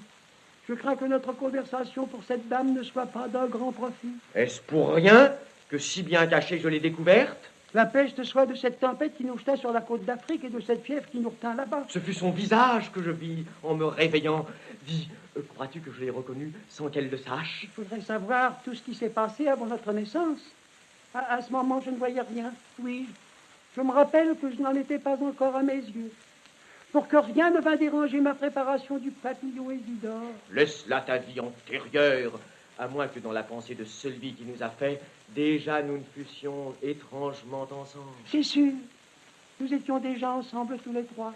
Déjà, elle était l'unique frontière de ce cœur qui n'en tolère aucune. Déjà, mon cher parrain, vous pensiez à me la donner pour ma reine. Déjà, elle contenait cette joie qui m'appartient et que je suis en route pour lui redemander.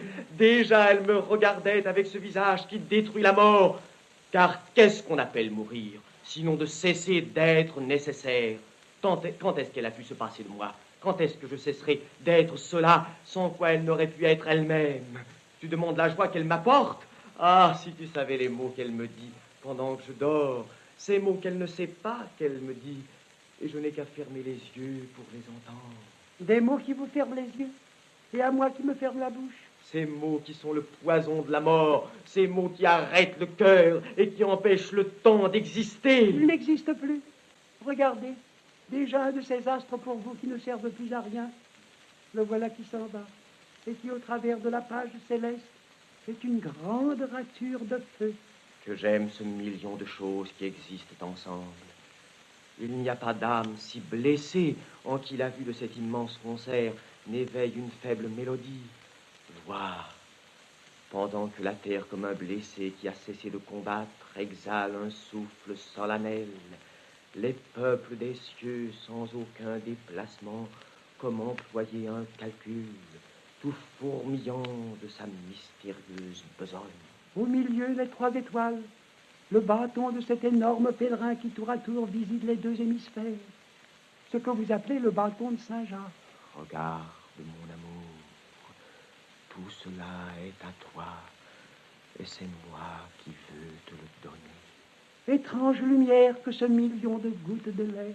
Là-bas, sous les feuilles, il éclaire une femme qui pleure de joie et qui baise son épaule.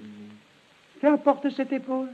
Je vous prie, monsieur le sauveur d'âme. Cela aussi fait partie des choses que je ne posséderai pas en cette vie. Ai-je dit que c'était son âme seule que j'aimais? C'est elle, tout entière. Et je sais que son âme est immortelle, mais le corps ne l'est pas moins. Et de tous deux, la semence est faite, qui est appelée à fleurir dans un autre jardin. Une épaule qui fait partie d'une âme, et tout cela ensemble qui est une fleur. Comprends-tu, mon pauvre Isidore? Oh, ma tête, ma tête. Isidore, ah, si tu savais comme je l'aime et comme je la désire. Maintenant, je vous comprends. Et vous ne parlez plus chinois. Et crois-tu donc que ce soit son corps seul qui soit capable d'allumer dans le mien un tel désir? Ce que j'aime, ce n'est point ce qui en elle est capable de se dissoudre et de m'échapper et d'être absent et de cesser une fois de m'aimer.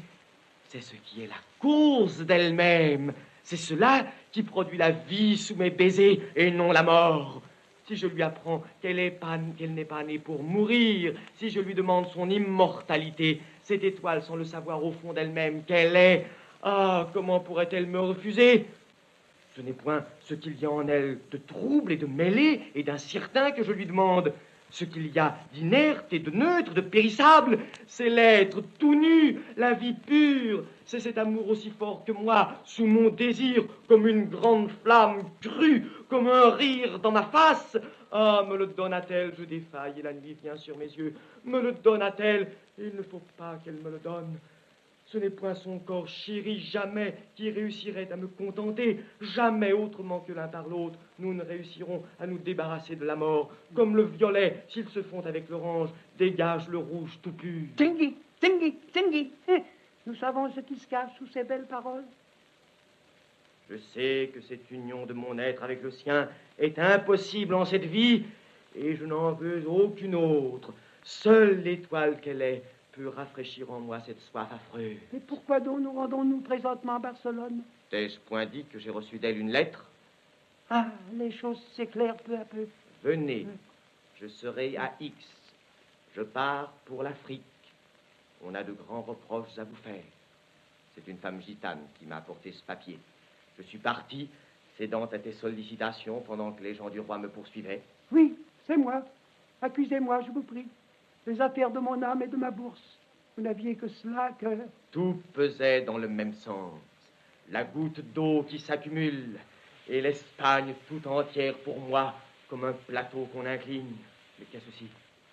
Du fond de l'Occident, je vois s'avancer en bon ordre une quantité de petites lumières. Et là-bas, à l'Orient, à la crête de cette colline apparaît un autre cortège. C'est Jacques qui, chaque année au jour de sa fête, s'en vient rendre visite à la mère de son Dieu. Et celle-ci, maternellement, fait le tiers du chemin à sa rencontre, selon qu'il a été solennellement stipulé par devant notaire, après de longues disputes. Attention! Je vois les petites lumières à l'ouest qui se dispersent. Tout s'éteint. Mais c'est la flamme rouge des arquebuses. Écoute, on crie. Je crains que ce ne soient nos pèlerins de tout à l'heure, ceux que nous avons vus se tapir derrière la Pinède. Penses-tu qu'ils vont se prendre à Saint-Jacques? Ce sont sans doute des hérétiques ou des morts. Et la statue est d'argent massif. Mon épée! Allons au secours de Monsieur Saint-Jacques. Et que nous l'aurons arraché aux mécréants, nous ne leur rendrons pas sans une bonne rançon. Une autre partie du désert de Castille, un chemin creux parmi les roseaux et les chênes verts. La bataille est déjà finie. On voit par terre des cadavres, parmi lesquels celui de Don Luis qui avait assailli le cortège de Saint-Jacques pour enlever Doña Isabelle. Don Rodrigue, blessé, est adossé contre le tronc d'un arbre. Seigneur Cavalier, je vous remercie. Je suis heureux d'avoir pu sauver Monsieur Saint-Jacques. Ce n'est nullement à Saint-Jacques qu'en voulait monsieur. Il s'est battu comme un gentilhomme, et j'ai cru que je n'en viendrais pas à bout. Et votre pourpoint a souffert. Peu de choses. Donnez-moi l'une de ces voitures. Mon serviteur prendra soin de moi. Et vous, Doña Isabelle, ma chère sœur, reprenez vos sens. Ne restez pas ainsi toute blanche et interdite. Et remerciez ce cavalier qui nous a sauvés tous. Je vous remercie. Le jardin de l'auberge. Conversation entre Doña Pruez, dont l'amour ne trouvera sa perfection que dans le désir et l'absence, et Doña Musique. Celle-ci représente l'amour heureux qui entre sans peine en possession de son objet. Vous qui savez tant de choses, comme je suis contente de causer avec vous. Prenons garde seulement, petite sœur, que don Balthazar ne nous voie. Le jour tombe. C'est l'heure où le bon Seigneur relève ses sentinelles, de peur que sa captive ne s'envole. Je suis contente d'être aussi bien gardée. J'ai vérifié toutes les sorties. Il n'y a pas moyen d'échapper quand je le voudrais. Quel bonheur. Cependant, je suis entrée sans nulle permission ici. Qui aurait été vous chercher, mélangé comme une couleuvre à ce grand tas de roseaux? Maintenant, c'est moi qui vous tiens et qui vous empêcherai de fuir. Est-ce vous qui m'empêchez de fuir? Ou bien est-ce moi, au contraire, qui me suis prise à vous d'une manière si gentille que vous ne savez plus comment vous dépêtrer? Oh, comme vous êtes belle et comme je vous aime. Si j'étais votre mari, je voudrais toujours vous tenir dans un sac. Je serais terrible avec vous. Dès qu'il sera de retour, j'arrangerai cette affaire. Vous n'arrangerez rien du tout, car il s'est mis dans la tête de me marier avec le toucheur de bœufs. Et moi, je m'envole sur le rebord du toit et je me moque de lui. C'est le gentil roi de Naples qui sera mon mari. Il n'y a pas de roi à Naples. Il y a un roi de Naples pour musique. N'essayez pas de me faire de la peine ou je vous casserai le petit doigt. Et ce n'est pas vrai non plus, peut-être, que j'ai cette tache sur l'épaule comme une colombe. Je vous l'ai montrée. C'est toi qui es la colombe. Mon Dieu, comme il sera content quand il me tiendra entre ses bras. Oh, que le temps m'a duré. Fallait-il donc m'obliger à te chercher si loin, Nuit, dira-t-il. Il me semble que je l'entends. Oh, comme je serais contente de l'entendre me dire mon nom. Lui seul le sait désormais. Folle, tu ne l'as jamais vu. Je n'ai pas besoin de le voir pour connaître son cœur. Qui donc m'appelait si fort? Croyez-vous que ce n'était pas dur de partir ainsi et de fouler aux pieds tous les miens? Il m'appelle et je lui réponds aussitôt. Oui, musique, je le sais. Celui que ton cœur attend, je suis sûre qu'il ne peut pas te faire défaut. Le vôtre, n'attend-il plus personne? Mais qui oserait en menacer la paix quand il est sous la protection d'une telle beauté? Ah, vous étiez fait pour marcher de compagnie. Vous et cet homme terrible qui essayait de m'attraper tout à l'heure et dont la charge est de donner la mort. Cependant, vous voyez que le seigneur Balthazar ne se fie pas à ma beauté seule pour me défendre et qu'il a multiplié les gardes autour de ce vieux château. C'est moi-même qui le lui ai demandé. Aimez-vous tellement votre prison que vous vous plaisiez ainsi à la rendre plus sûre? Il y faut des barreaux bien forts. Que peut le monde contre vous? C'est moi, sans doute, qui peut beaucoup contre lui. Je ne veux d'aucune prison. La prison pour quelqu'un, il dit qu'elle est là où je ne suis pas. Il y a une prison pour moi, et nul ne pourra m'en arracher. Quelle musique? Les bras de celui que j'aime. Elle est prise, la folle musique. Elle échappe. Elle n'est là que pour un moment. Qui pourrait la retenir pour toujours avec son cœur? Déjà, je suis à lui, sans qu'il le sache. C'est à cause de moi, avant qu'il m'ait connue, qu'il affronte à la tête de ses soldats tant de fatigue. C'est pour moi qu'il nourrit les pauvres et pardonne à ses ennemis. Ah, ça ne sera pas long à comprendre que je suis la joie, et que c'est la joie seule, et non point l'acceptation de la tristesse qui apporte la paix. Oui, je veux me mêler à chacun de ces sentiments, comme un sel étincelant et délectable qui les transforme et les rince. Je veux savoir comment il s'y prendra désormais pour être triste et pour faire le mal quand il le voudrait. Je veux être rare et commune pour lui, comme l'eau, comme le soleil, l'eau pour la bouche altérée qui n'est jamais la même quand on y fait attention. Je veux le remplir tout à coup et le quitter instantanément. Et je veux qu'il n'ait alors aucun moyen de me retrouver, et pas les yeux ni les mains, mais le centre seul, et ce sens en nous de l'ouïe qui s'ouvre. Rare et commune pour lui, comme la rose qu'on respire tous les jours tant que dure l'été, et une fois seulement. Ce cœur qui m'attendait, ah, quelle joie pour moi de le remplir! Et si parfois le matin le chant d'un seul oiseau suffit à éteindre en nous les feux de la vengeance et de la jalousie, que sera-ce de mon âme dans mon corps? Mon âme à ses cordes ineffables, unies en un concert que nul autre que lui n'a respiré. Mais il lui suffit de se taire pour que je chante. Où il est, je ne cesse d'être avec lui. C'est moi, pendant qu'il travaille, le murmure de cette pieuse fontaine. C'est moi, le paisible tumulte du grand port dans la lumière de midi. C'est moi, 1000 villages de toutes parts dans les fruits qui n'ont plus rien à redouter du brigand et de l'exacteur. C'est moi, petite, oui, cette joie stupide sur son vilain visage, la justice dans son cœur, ce réjouissement sur sa face. Il n'y a rien pourquoi l'homme soit moins fait que le bonheur et dont il se lasse aussi vite. Est-il fait pour la souffrance? S'il la demande, pourquoi la lui refuser? Comment souffrir quand vous êtes là? Qui vous regarde oublie de vivre et de mourir. Il n'est pas là. Donc, il y a quelqu'un, sœur chérie, dont l'absence ne cesse de vous accompagner. Oh, petite sœur, vous êtes trop hardie. Silence. Qui oserait lever les yeux sur Prouez? Qui saurait les en arracher? Qui troublerait son cœur? Une voix seule au monde. Une voix seule et qui parle tout bas. Intérieur à ce sacrement insoluble. Voudriez-vous qu'elle se tue? Ah, je ne vis que par elle. L'aimez-vous à ce point? Qu'oses-tu dire? Non, non, je ne l'aime aucunement. Regrettez-vous ce temps? Vous ne le connaissiez point? Maintenant, je vis pour lui. Comment, quand votre visage lui est pour toujours interdit? Ma souffrance ne l'est pas. Ne voulez-vous pas son bonheur? Je veux qu'il souffre aussi. Il souffre, en effet. Jamais assez. Il appelle. Ne lui répondrez-vous pas? Je ne suis pas une voix pour lui. Qu'êtes-vous donc? Une épée au travers de son cœur. Près de l'auberge, une région de rochers fantastiques et de sable blanc. La négresse Jo Barbara, servante de Prouez, danse et tourne dans le clair de lune. Le serviteur chinois de Rodrigue va bientôt la surprendre. Vive maman Julie, qui m'a fait si noix et si poli. C'est moi le petit poisson de la nuit. C'est moi le petit tonton qui tourne. C'est moi le chaudron qui ballotte et qui bondit dans l'eau froide qui bouge et qui boue. Hi, hi, hi, hi. J'y suis ici, j'y suis ici. Viens, viens, viens, mon petit monsieur italien. Oui, oui, mon petit canaille jaune. J'ai mis un sou dans ta poche. Tout ce qui t'empêchait de m'aimer, je l'ai tué, je l'ai cassé avec le sang d'une poule coupée. Hi, hi, hi, hi, hi, ici. Imberbe créature, tu as beau ajouter à ta couenne noire ce técument vargué, je te perce jusqu'à l'âme. Je vois le cœur tout étouffé par le téton comme une pelote sombre, jetant un rayon maléfique. Je vois le foie comme une enclume où les démons viennent forger le mensonge et les deux poumons au-dessus, comme d'affreux soufflets. Je vois les entrailles comme un paquet de reptiles d'où s'échappe une vapeur infecte et balsamique. Et qui vois-tu encore? Je vois mon argent tout empilé de chaque côté de la colonne vertébrale, comme les grains dans un épi de maïs. Je m'en vais le reprendre sur le champ. Arrête, mon amour chéri. Si tu me tues, je ne pourrai pas te faire voir le diable. Tu me l'avais déjà promis et c'est ainsi que tu m'as extorqué cet argent. Et jamais plus ton maître ne remettra les yeux sur Donia Prouez. Un pur alligator, enfant musqué de la boue et gros ver de marée basse. Nous reprendrons ultérieurement cette conversation. Je te tiens. Donia Merveille est dans cette forteresse. Et Don Balthazar la défend. Et Don Pélage revient demain ou après-demain. Et il enlève Donia Merveille en Afrique. Et Don Rodrigue ne la verra plus. Il ne la verra pas. Talala. Écoute, le seigneur Rodrigue a été navré et jeté par terre, cependant que l'épée au poing, il s'efforçait de défendre Jacques contre les brigands. Quel Jacques? Saint-Jacques en argent. Nous l'avons transporté ici.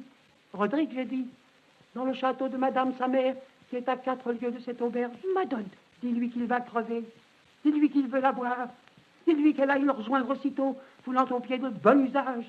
Quant à moi, puisque mes exhortations accompagnées de profonds soupirs n'ont pu le réincorporer, il ne me reste plus qu'à me retirer en silence, après l'avoir installé au sein de son vomissement, donnant libre cours à la pudeur.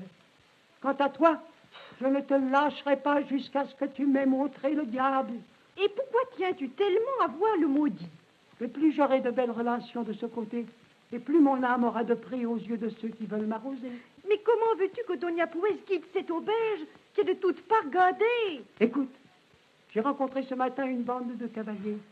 Ils cherchent une demoiselle appelée Musique, qu'un certain sacripant de Naples a enlevée. Musique? Ciel. Tu la connais? Poursuis. Aussitôt, par force et par menace, ils m'ont arraché l'aveu que la dite Musique se trouve dans cette auberge au bord de la mer qu'occupent d'affreux pirates. Mais ce n'est pas vrai. Je le sais. Qu'importe. Demain soir, on attaque Balthazar et ses troupes. Mais ils ne trouveront rien. Ils trouveront du moins une certaine sorcière que j'ai dépeinte, qui est la plus dangereuse complice du voleur aux yeux de velours. Je ne rentre pas à l'auberge. Alors, je te tue sur la place. Donia Prouez est là qui saura tout arranger. Dis-lui que, profitant du tumulte, elle fuit avec toi. Comment? À 100 pas de l'auberge, là-bas, derrière les piquets de Barbarie. Je l'attends avec mon valet et des chevaux, pour elle et pour toi. Le ravin profond qui entoure l'auberge, plein de ronces, de lianes et d'arbustes entremêlés. Sur le bord se tient l'ange gardien de Prouez, en costume de seigneur espagnol. Il contemple sa protégée qui veut s'enfuir pour rejoindre Rodrigue. Et regardez-la, qui se démène au milieu des épines et des lianes entremêlées, glissant, rampant, se rattrapant, des ongles et des genoux, essayant de gravir cette pente abrupte. Et ce qu'il y a dans ce cœur désespéré, qui prétend que les anges ne peuvent pas pleurer. Est-ce que je ne suis pas une créature comme elle? Est-ce que les créatures de Dieu ne sont rattachées par aucun lien? Ce qu'ils appellent la souffrance, est-ce que cela se passe dans un monde à part et de tout le reste exclu? Est-ce qu'elle échappe à notre vision? Est-ce qu'elle est une chose agréable à contenir pour cet être qui embrasse son objet? Est-ce qu'elle est étrangère à cet amour et à cette justice dont nous sommes les ministres? Enfin, elle est tout de même venue à bout de ces ronces et de ces épines charitables qui voulaient la retenir. La voici qui apparaît sur le rebord du fossé. Doña Prouez sort du fossé. Elle est en vêtements d'homme, tout déchiré, les mains et la figure meurtrie. Ah oui, tu es belle, ma pauvre enfant, avec ses cheveux défaits, dont ce costume indécent, ses joues couvertes de terre et de sang, et ce regard dans tes yeux qui me fait mal de résolution et de folie. Ah, tu me fais honneur, et j'ai plaisir à montrer ainsi ma pauvre petite sœur. Si seulement il n'y avait personne pour nous voir. Je suis seule. Elle dit qu'elle est seule. Je suis libre. Hélas, Rien ne m'a retenue. nous ne voulions d'autre prison pour toi que l'honneur. Il fallait mieux me garder. J'ai été loyale. J'ai donné avertissement à Don Balthazar. Il va payer ta fuite de sa vie. Rodrigue va mourir. Il est encore temps de perdre son âme. Rodrigue va mourir. Il vit. Il vit. Oh, quelqu'un me dit qu'il vit encore. Il est encore temps que je l'empêche de mourir avec mon visage. Ce n'est point l'amour de Prouez qui l'empêchera de mourir. Dis-moi, je puis mourir avec lui. Écoutez avec quelle horrible facilité elle parle de déposer cette âme qui ne lui appartient pas et qu'il a coûté tant de peine à faire et à racheter. Il n'y a que Rodrigue au monde. Essaye donc de le rejoindre. Ah, oh, l'effort a été trop grand. Je meurs. Oh, j'ai cru que je ne réussirais jamais à sortir de cet horrible fossé. L'ange gardien pose le pied sur le cœur de Doña Prouez. Il me serait facile de te maintenir ici si je le voulais. Rodrigue m'appelle. Porte-lui donc ce cœur où mon pied s'est posé. Il le faut. Vois où tu vas m'amener.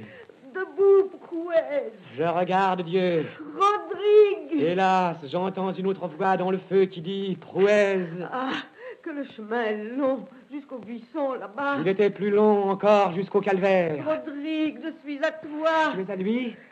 C'est toi qui le rempliras avec ton corps d'excommunié. Je sais que je suis un trésor pour lui. On ne lui ôtera pas cette idée de sa petite tête stupide. En marche. En marche. Oh, Rodrigue, Rodrigue, je suis à toi. Tu vois que j'ai rompu ce lien si dur. Rodrigue, je suis à toi. Rodrigue, je vais à toi. Et moi, je t'accompagne. Doña Prouez s'est donc enfuie à l'insu de Don Balthazar. Celui-ci, aussi naïf que fidèle, se prépare à mettre l'auberge en état de siège plutôt que de manquer à la promesse qu'il a faite à Don Pélas. Cette scène de l'assaut, au cours duquel Don Balthazar se sacrifiera inutilement à son devoir, a été réalisée par le poète avec une telle fantaisie de jeu de scène, une telle poésie visuelle, qu'elle serait inintelligible à l'auteur de la radio. C'est pourquoi nous avons pris licence de la réduire à un récit. Si elle perd ainsi beaucoup de sa fantaisie, nous garderons cependant l'intervention du chant grâce à laquelle la conclusion de cette journée s'épanouit en poésie. Le Chinois est amené devant Don Balthazar et lui fait des aveux complets. Il a fait croire à ceux qui recherchent Doña Musique que celle-ci se trouve dans l'auberge gardée par des pirates. Don Balthazar ainsi sera contraint de laisser échapper Doña Prouez au profit de Rodrigue. Don Balthazar oblige le Chinois à chanter pour révéler sa présence à Don Rodrigue qui ainsi n'osera pas tirer. Allons, imite-moi, chante, Chinois. Un chant qui monte à la bouche est comme une goutte de miel qui déborde du cœur. Les émissaires viennent réclamer Doña Musique. Nous gardons notre musique pour nous et Doña Prouez en même temps. Allons, chante avec moi, Chinois. J'ai rêvé que j'étais au ciel en m'éveillant dans tes bras. Allons, Chinois, continue, tout en regardant cette table qu'on a recouverte pour nous des plus beaux fruits de la terre et des flots. On heurte à la porte, on réclame Doña Musique. Vous voulez de la musique? Allons, chante, Chinois. Celui qui m'entendrait chanter penserait que je suis joyeux. Je suis comme le petit oiseau qui chante lorsqu'il meurt. Nous demandons Donia Musique. Pas moyen, elle vient de partir pour la barbarie. Chante chinois, ça les consolera. J'ai monté dans une noisette pour aller en barbarie et j'ai des poils de grenouille parce qu'il n'y en a pas en Espagne. Si vous n'ouvrez pas, nous allons tirer. Chante chinois. Je suis allé au champ demander à la violette si pour le mal d'amour il y avait un remède. Elle m'a répondu. Un canon de mousquet passe par la fissure de la porte et se promène de droite à gauche. Le chinois saute de droite à gauche pour l'éviter. Elle m'a répondu, elle m'a répondu. On voit au fond sur la mer une barque à voile rouge où se trouve Musique, la négresse et le sergent napolitain. C'est la négresse qui répond au chinois. Que pour le mal d'amour, n'y en a jamais eu. Regardez, regardez là-bas, Don Balthazar. Ne me regarde pas, on regarde que nous nous regardons. On attaque la porte à coups de hache, on va tirer. La barque a disparu et on n'entend plus que la voix de Donia Musique.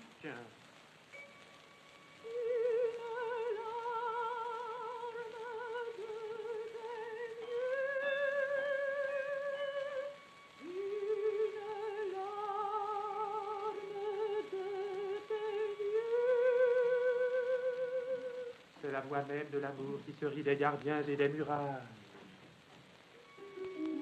Découvrir sur ton visage et trouver au fond de ton cœur et tomber au fond de ton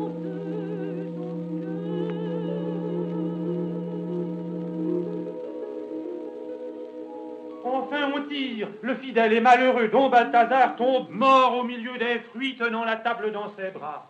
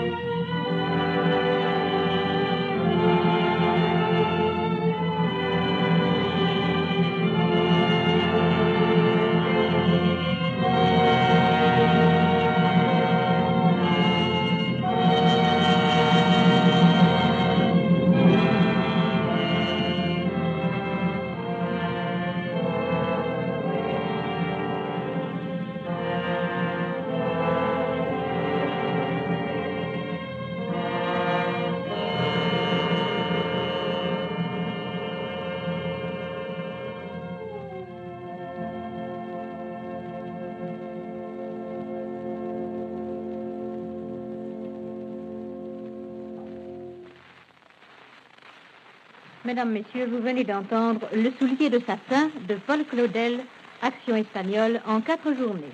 Illustration musicale de Louis Aubert, présentation du révérend Père Roguet, mise en onde d'Henri Vermeil. La première journée qui vous a été donnée aujourd'hui le fut avec le concours de Madeleine Renaud, sociétaire de la Comédie Française, dans le rôle de Donia Musique. F. Francis dans celui de Donia Prouez. Marguerite Maillan était Donia Isabelle. Simone Bonelli, la négresse. Le rôle de Don Rodrigue était tenu par Jean-Louis Barrault de la Comédie Française. Fernand Fabre était Don Camille.